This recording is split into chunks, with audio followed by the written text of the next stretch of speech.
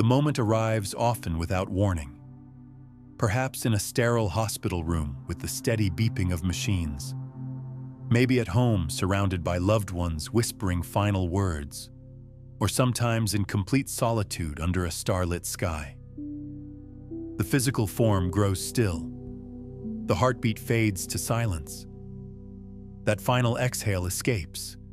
The breath that once flowed so naturally throughout an entire lifetime, carrying with it the essence of countless experiences. Yet what most people fail to understand is that in this precise instant, an extraordinary transformation is already underway. Something profound and entirely beyond our physical perception is taking place. Modern science has begun to acknowledge what ancient wisdom traditions have long known. Consciousness exists independently of the brain. Recent studies in neuroscience and quantum physics suggest that awareness might be fundamental to the universe itself, not merely a byproduct of neural activity. This growing understanding helps bridge the gap between spiritual knowledge and scientific inquiry, offering new perspectives on what happens when the brain ceases functioning, but consciousness continues. The consciousness, that fundamental essence of who we are that animated our earthly vessel, initiates its journey of separation. This isn't a sudden disconnection like unplugging a device. Instead, it resembles the careful unraveling of an intricate tapestry woven from decades of relationships, feelings, recollections, and decisions that shaped our existence. Near-death testimonies offer us glimpses into this mysterious transition. Individuals who have been medically declared dead for brief periods consistently report similar phenomena. An overwhelming sense of weightlessness, profound tranquility, and the distinct awareness of floating away from their physical form. Many describe observing their own body from an elevated perspective, as though suspended near the ceiling. Others mention hearing conversations happening around them while being completely unable to participate. Their awareness continues, perhaps even heightened, though now completely detached from their material vessel. What's particularly fascinating is how these experiences transcend cultural, religious, and geographical boundaries. A Buddhist monk in Tibet, a Christian farmer in Iowa, and an atheist scientist in Tokyo often describe remarkably similar sensations and visions during their brief encounters with clinical death. This universality suggests we're dealing with fundamental aspects of consciousness rather than culturally conditioned beliefs or religious programming. This soul-body separation involves powerful energetic forces. Ancient wisdom traditions speak of ethereal connections that bind our spiritual essence to our physical form, sometimes referred to as the golden thread or astral cord. This luminous link gradually weakens and eventually severs completely, marking the absolute end of our connection to the material realm.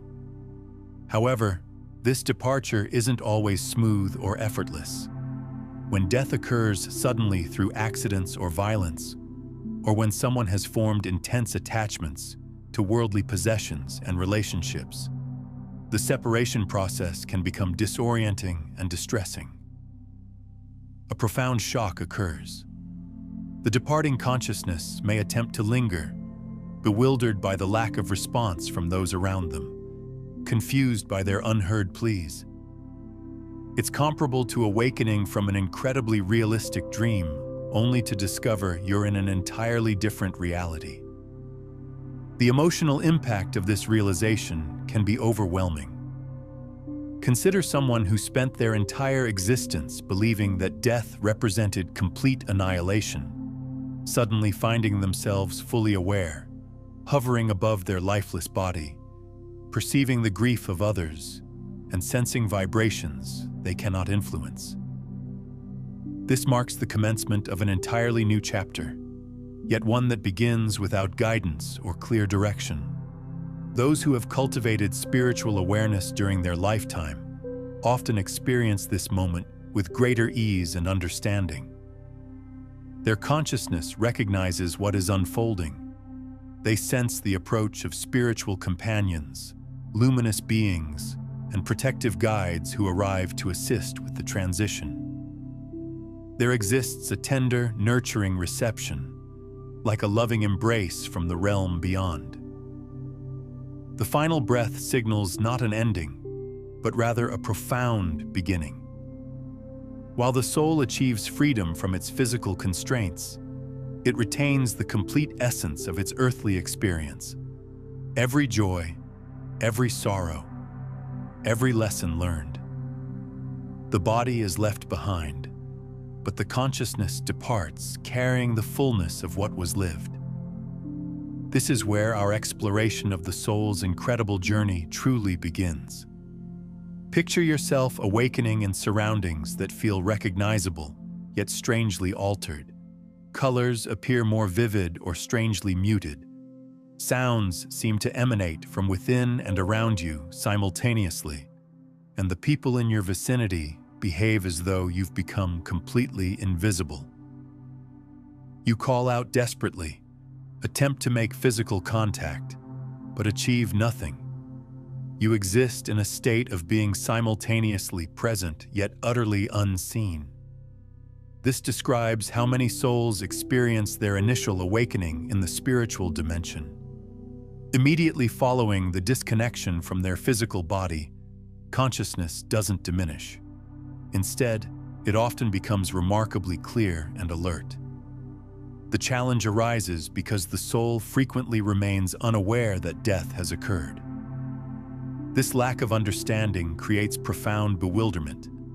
The departing consciousness notices that something fundamental has changed, but struggles to comprehend exactly what has happened. This confusion exists because the soul continues to carry the imprints of physical existence. It maintains the same sense of identity, identical thought patterns, familiar fears, and unchanged memories. Consequently, it often attempts to resume normal activities, returning home, conversing with family members, completing unfinished business. Yet nothing responds to its attempts at interaction anymore. Barriers remain closed. Words go unacknowledged. People show no recognition. This generates intense feelings of abandonment and despair. Certain souls might spend days or even weeks wandering near their former bodies, particularly when death occurs without warning. Sudden accidents, cardiac events, or violent endings create such profound shock that the spirit requires considerable time to grasp its new circumstances. It resembles emerging from unconsciousness in an unfamiliar location with no one available to explain your whereabouts or recent events. Various spiritual philosophies, including Kardecist doctrine, teach that this immediate post-death period can significantly influence the soul's subsequent journey. When consciousness remains excessively bound to material concerns, unresolved suffering, or incomplete missions, it may become temporarily trapped in what practitioners call the intermediate zone or terrestrial sphere. This represents a liminal state where the soul continues experiencing the intensity of human emotions while lacking any physical means to act upon them.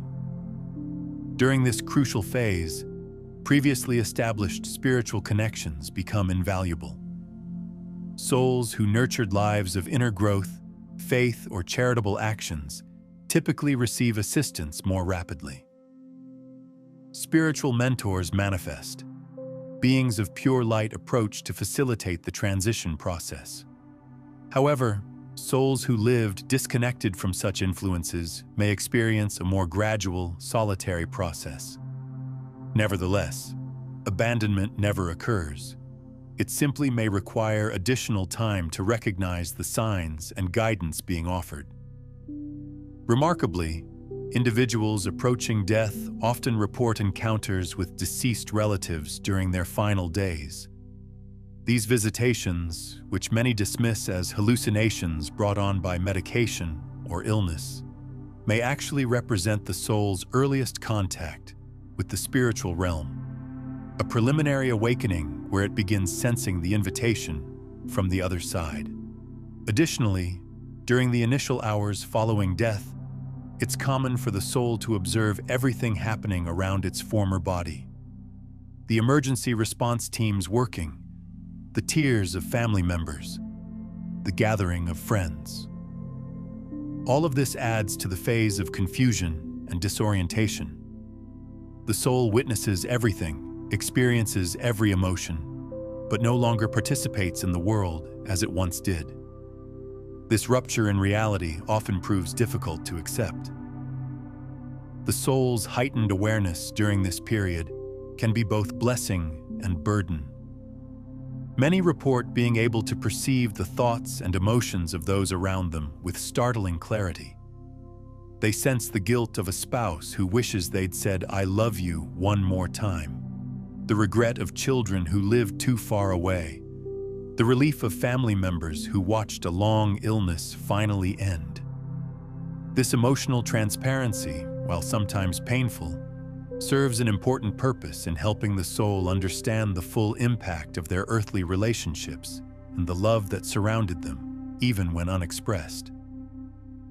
Interestingly, some souls describe experiencing what could be called dimensional overlap, moments when they can partially interact with the physical world. They might successfully move a small object, cause a light to flicker, or create a brief temperature change in a room. These phenomena, often dismissed as coincidence by skeptics, represent the soul's attempt to communicate its continued presence and provide comfort to those grieving. Time continues its earthly progression, but in the spiritual dimension, temporal experience transforms completely. Nevertheless, according to numerous spiritual traditions, from Brazilian Spiritism to Tibetan Buddhist teachings to Hindu mystical practices, the initial 7 days create what could be described as a transition tunnel, an energetic pathway where the soul remains intimately connected to material reality. Following the initial shock of recognizing its separation from the physical body, the soul naturally seeks familiar landmarks and experiences. Some spirits choose to remain in the immediate vicinity, at hospital bedsides, or in the rooms where they passed, observing medical personnel completing paperwork and nurses maintaining equipment. Others accompany their family members, floating above vehicles traveling to funeral services, places of worship, or burial grounds. While no longer bound by urgency, they carry an internal compulsion to understand what has transpired and simultaneously ensure the well-being of those they cherish. During this symbolic time frame, funeral rites take on dual significance. For those still living, these ceremonies provide opportunities to express farewell, share cherished memories, and offer mutual support during grief. For the departed soul, these rituals represent the final chance to witness firsthand the impact of their passing. Each tear observed, every expression of appreciation, each interrupted smile speaks to the departing consciousness about the legacy they've left behind. Sensitive individuals and spiritual mediums often describe experiencing gentle air movements, sudden temperature changes, or a comforting presence moving among the floral arrangements. These serve as indicators that the soul remains present, navigating through this human ceremony that it participated in until very recently. The consciousness perceives fragrances, overhears conversations, and observes photographs displayed near the casket. These experiences help weave together the understanding that their earthly chapter has concluded, a necessary recognition that enables forward movement. Throughout these 7 days, the soul continues vibrating at a frequency remarkably similar to physical matter. This explains why the emotions of the living function like atmospheric currents, capable of either gently guiding the soul toward more luminous dimensions or anchoring it to the heavy layers of bitterness and regret. Anguished expressions of despair and statements of denial such as, "I cannot survive without you," generate energetic waves that entangle, perplex, and postpone the soul's release. Heartfelt prayers, loving recollections, and peaceful acceptance function as gentle beacons illuminating the path forward. Various cultures commemorate the seventh day through religious services, ceremonial gatherings, incense ceremonies, or intimate meetings to exchange stories and memories. From a spiritual perspective, this marks what could be called an energetic conclusion. The invisible threads still connecting the soul to its previous dwelling begin dissolving. When the soul has managed to accept its death, experienced supportive energy, and understood its transformed condition, its vibration elevates and a gateway, described as a luminous tunnel, a silver pathway, or a sapphire mist doorway, opens, beckoning it to advance. The appearance of this gateway often coincides with what many traditions call the gathering of guides.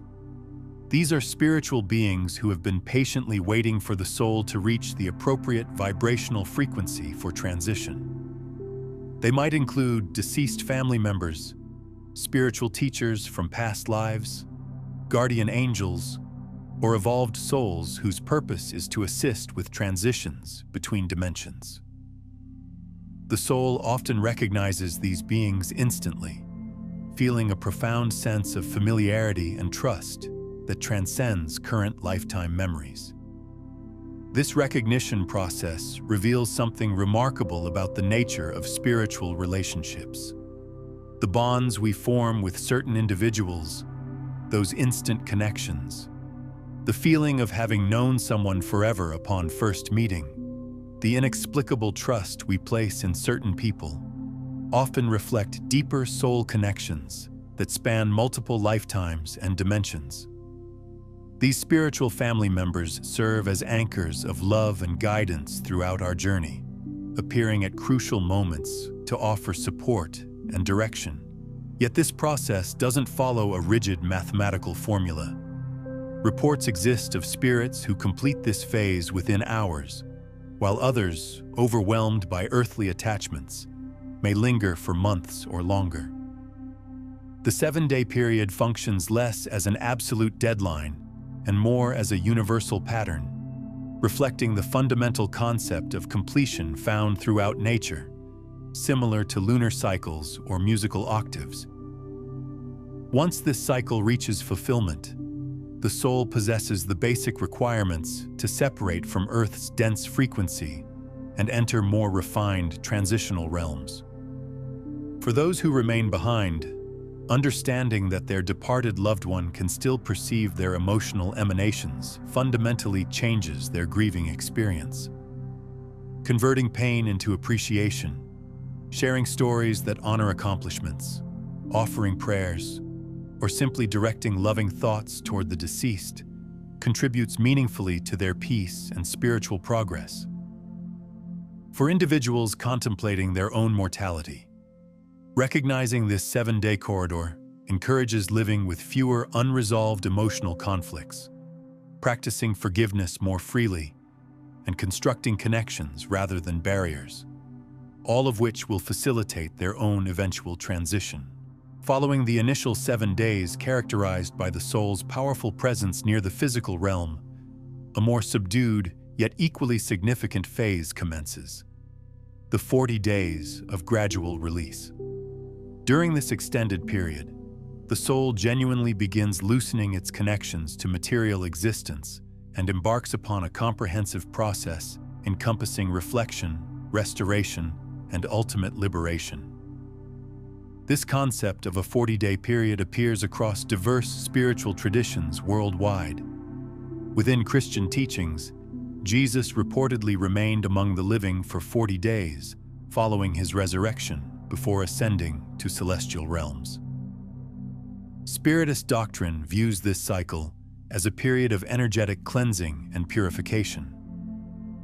Tibetan Buddhist philosophy describes the bardo, the interval between successive lifetimes, as potentially lasting this duration. This consistency isn't coincidental. The number 40 holds universal significance, representing metamorphosis and passage between states of being.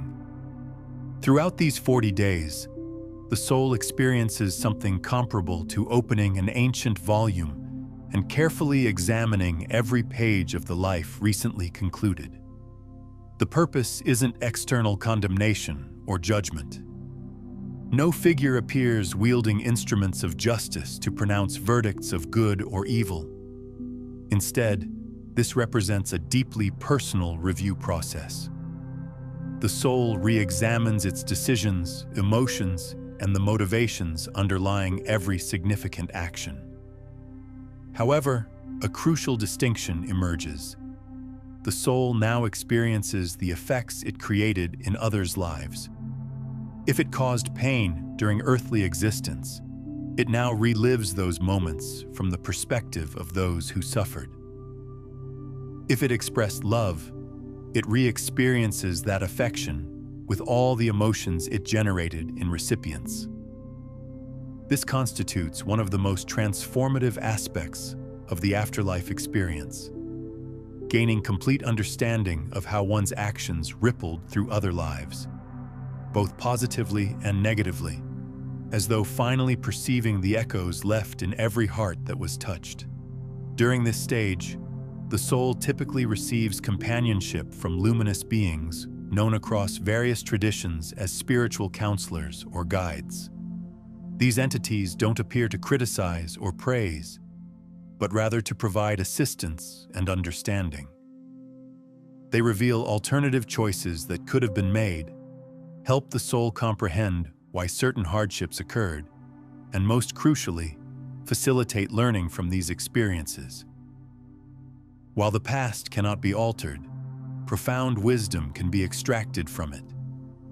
This learning becomes the foundation for genuine release from guilt, resentment, and the false perceptions that continue binding the soul to its former existence. During these 40 days, the soul's connections to material attachments, residence, possessions, profession, dependencies, relationships, begin gradually weakening. This doesn't indicate forgetting those who were beloved. Rather, it means recognizing these bonds in their most essential form, liberated from ego-driven illusions and the minor conflicts that often distorted earthly love. However, moving forward requires the practice of letting go.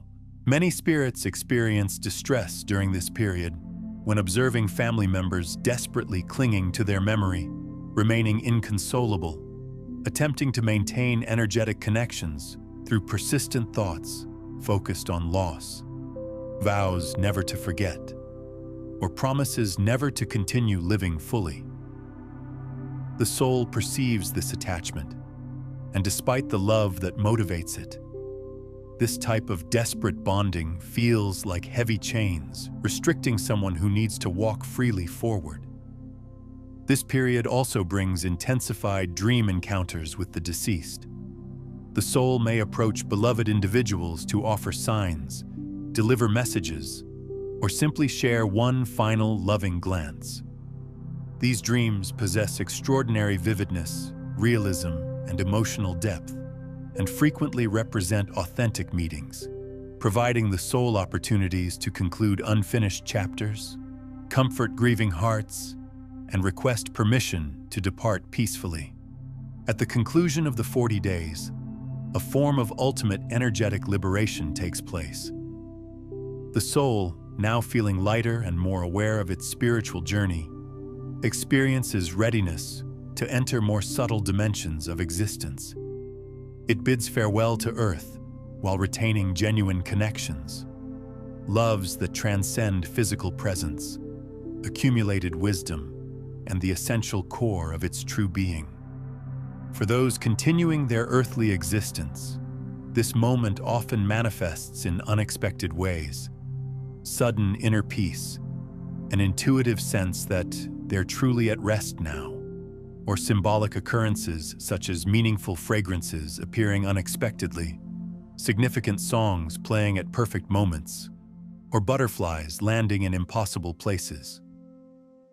These subtle signs mark the beginning of the soul's authentic departure into higher realms. Among the most remarkable revelations for many individuals is discovering that death doesn't sever the bond between the departed and those who remain. Instead, this connection continues actively influencing both parties in profound ways.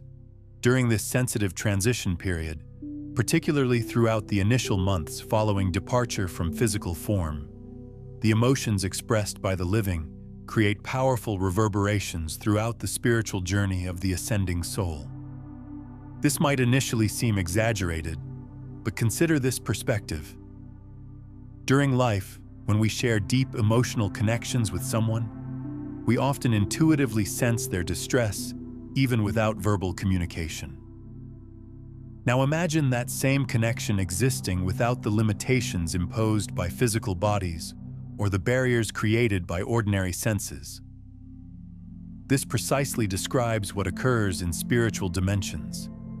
Emotions transform into direct energetic transmissions that reach the soul with unfiltered intensity.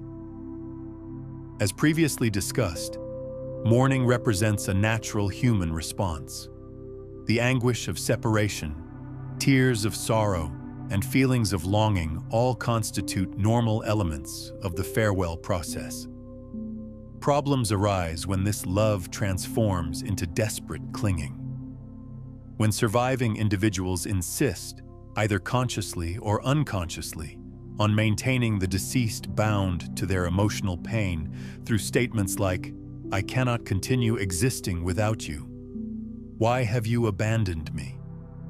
or "Please return to me." These words carry such powerful emotional force that they function as spiritual restraints. The soul, having already begun its upward journey, feels these energetic bonds pulling it back toward earthly concerns and frequently, motivated by love and compassion, chooses to return. It remains nearby, attempts to provide comfort, and tries to communicate reassurance. However, in doing so, it becomes confused and delays its own spiritual progression. Numerous accounts describe spirits who remain energetically bound for months or even years around their loved ones, not from malicious intent, but because they feel responsible for their well-being. They believe they cannot depart while those they cherish remain in emotional devastation. This creates mutual suffering. The soul cannot ascend to higher realms, and the living cannot begin their healing process. This doesn't suggest that remembering should be abandoned. Quite the contrary. It means celebrating the presence that person brought to your existence without tying their memory exclusively to suffering and loss. Authentic love never disappears completely. It simply transforms into a different expression.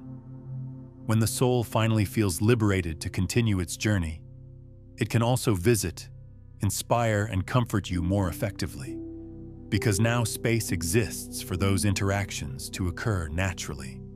A pivotal moment arrives, following the processes of detachment and life examination, when the soul encounters either a conscious choice or an irresistible calling. This represents the opening of spiritual gateways, inviting the newly liberated consciousness to advance along its destined path. But what lies ahead? Does a predetermined destination await? Perhaps traditional concepts of paradise and punishment, peaceful colonies, or entirely new worlds? The reality proves less rigid than ancient religious doctrines once depicted, yet far more magnificent and complex. The soul's destination isn't a geographical location, but rather a vibrational manifestation of what it cultivated internally throughout its earthly experience. Spiritual gateways essentially function as frequency passages or dimensional doorways. Some souls enter these new planes under the guidance of advanced spiritual beings. Others experience an internal compass, an inner beacon calling them forward. Additionally, some souls, despite being freed from physical constraints, remain bewildered or trapped, unable to access any gateway, typically due to dense emotional states such as guilt, terror, vengeance, or excessive attachment to earthly concerns. These portals can lead to numerous different destinations and experiences. One of the most detailed descriptions of these realms comes from the extensive spiritist literature channeled through Chico Xavier. In works such as Astral City, communicated by the spirit André Louise, elaborate spiritual communities are described.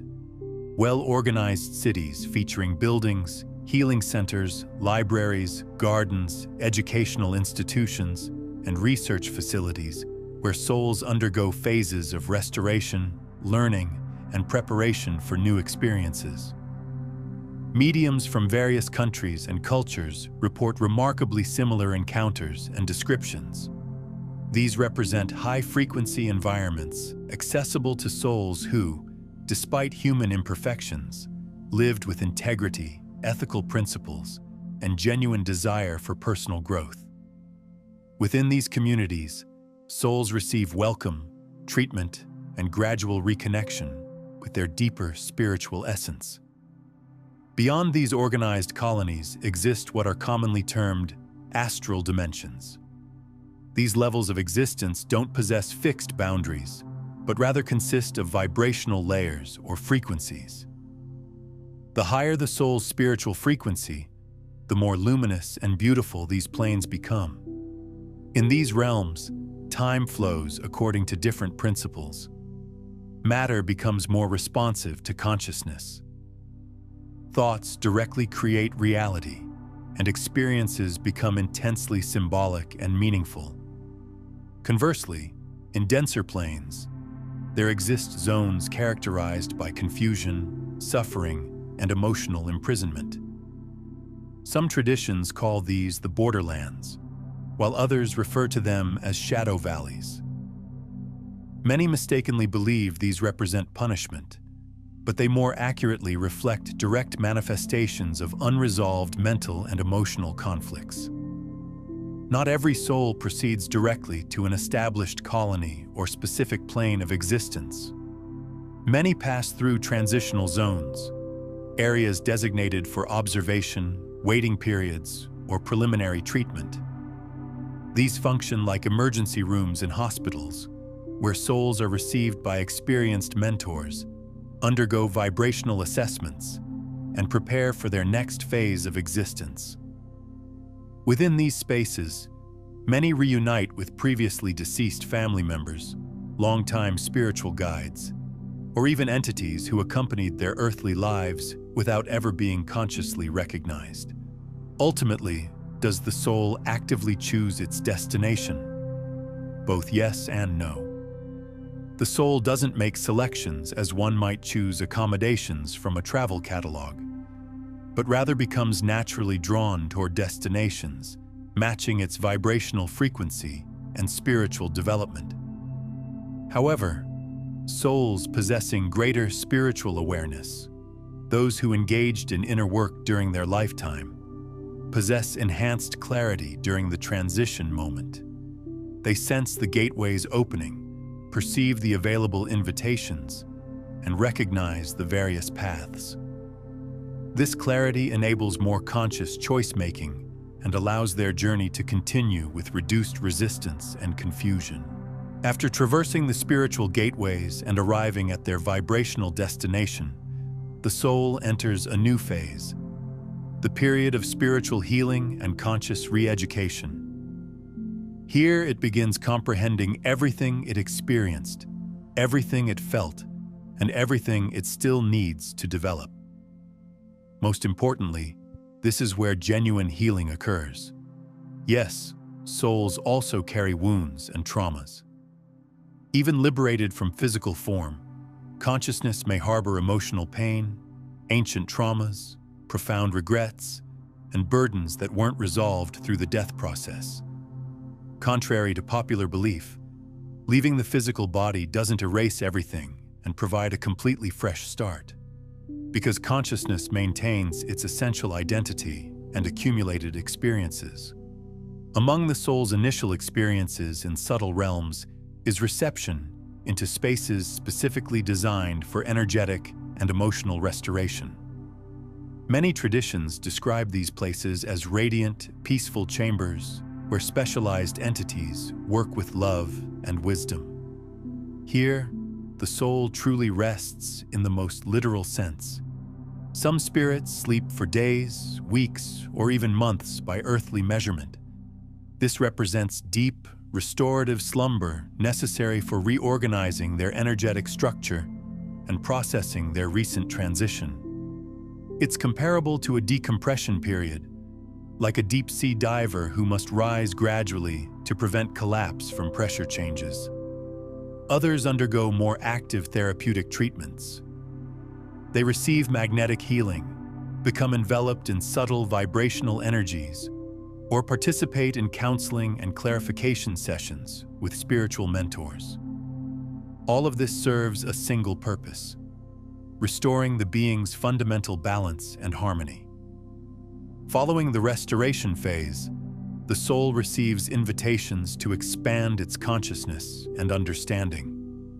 This occurs through education, not theoretical, abstract knowledge, but living, practical wisdom applied directly to spiritual growth.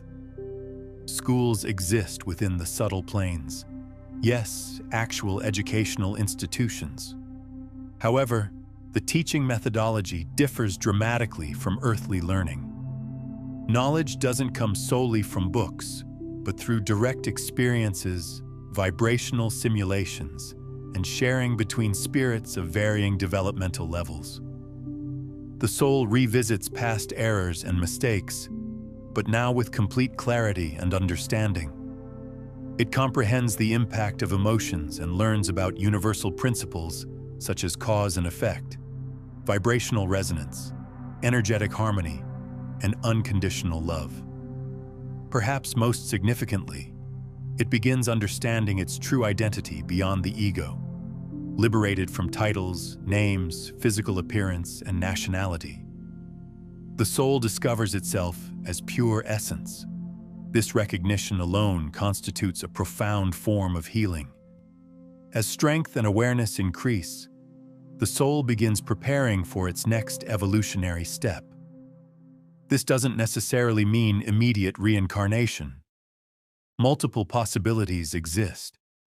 Some souls choose to remain longer in the subtle planes, deepening their understanding, assisting other transitioning consciousnesses, or developing specialized abilities.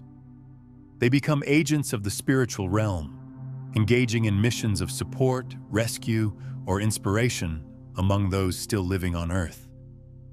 Others, upon recognizing what they still need to develop, decide to return to physical matter for a new incarnation.